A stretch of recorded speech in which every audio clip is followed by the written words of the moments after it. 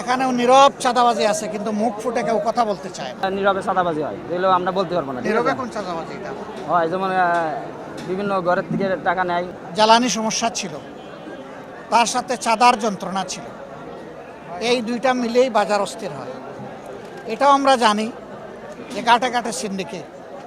এটাও আমরা জানি এই যে একটা বিশাল আড়ত মার্কেট আছে, এখানে যে দোকানগুলো আছে, দোকানগুলো স্বস্তিদায়কভাবে যারা ব্যবসা করে তারা পায় না। এখানেও দখলদারিত্ব আছে, এখানেও নীরব চাঁদাবাজি আছে, কিন্তু মুখ ফুটে কেউ কথা বলতে চায় না। সবার মুখ চেপে রাখা হয়েছে। কারা করে এই চাঁদাবাজি? আফ্রিকার জঙ্গল থেকে এসে কেউ করে না, এখানেই আমাদের সাথে চলাফেরা করে, উঠা বসা করে, বসবাস করে এই লোকেরা এইগুলা করে। তাদের পরিচয় আমরা সবাই জানি। বিগত সংসদের শেষ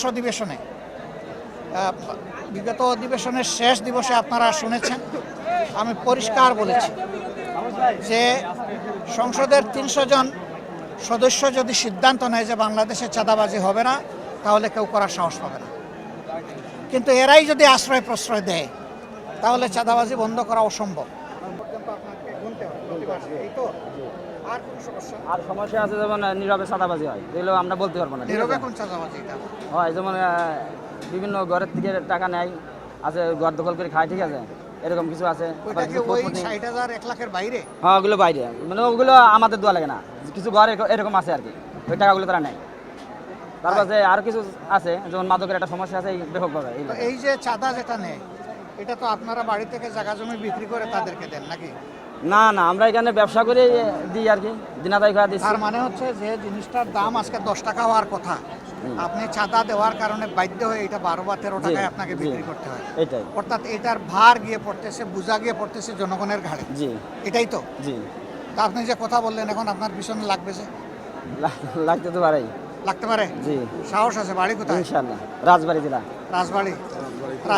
রাজকীয় মন। জি, ইনশাল্লাহ আল্লাহ আপনাকে সাহায্য করেন। আমিন। কথাটা সত্য বলেছেন তো? জি, জি, বাড়াইয়া তো বলেন নাই। তারাই বলেন। সত্য কথা বলার জন্য আল্লাহ আপনার সাহস এবং শক্তি আরো বাড়াই দিন। আর আপনার কোনো সমস্যা হলে আমরা আপনার পাশে থাকবো, কারণ আমরা আসার কারণে এখানে আপনি কথা বলেছেন, আমরা থাকবো আপনার সাথে। এখন জায়গায় জায়গায় কি করতে হবে? নীরবে চাঁদা দিয়েই যাবেন, সহ্য করবেন, নাকি আরো কিছু করা লাগবে? না, আমরা চাচ্ছি এটা বন্ধ। বন্ধ? জি। তাইলে বন্ধ করতে হলে তো প্রতিরোধ করা লাগবে। জি, প্রতিরোধের জন্য জি, আমরা প্রস্তুত আছি ইনশাআল্লাহ। সবাই প্রস্তুত হবেন? জি, প্রস্তুত হন, আমরা সবাই মিলে প্রতিরোধ করব। জামাত, আপনি তো এই একটা বাজার আসলে পরিদর্শন করলেন, বিরোধী দলের নেতা হিসেবে আসলে সরকারের প্রতি আপনার কোনো পরামর্শ বা অবশ্যই কোনো আছে। বক্তব্য থাকবে? আমরা সংসদের ভিতরে বলেছি, এখানেও বলছি। আমার শেষ বক্তব্যটা আশা করি সাংবাদিক হিসাবে আপনারা ফলো করেছেন। আমি জনগণের দুঃখ কষ্টটাই তুলে এনেছি। সেই সাথে আমি যে নির্বাচনী এলাকা থেকে নির্বাচিত হয়েছি, তাদের দুঃখ কষ্টের কথা বলেছি। সামগ্রিকভাবে আমার বেশিরভাগ কথা ছিল জাতীয় জীবনের সাথে সম্পৃক্ত। এ কথাগুলো আমরা তুলে এনেছি।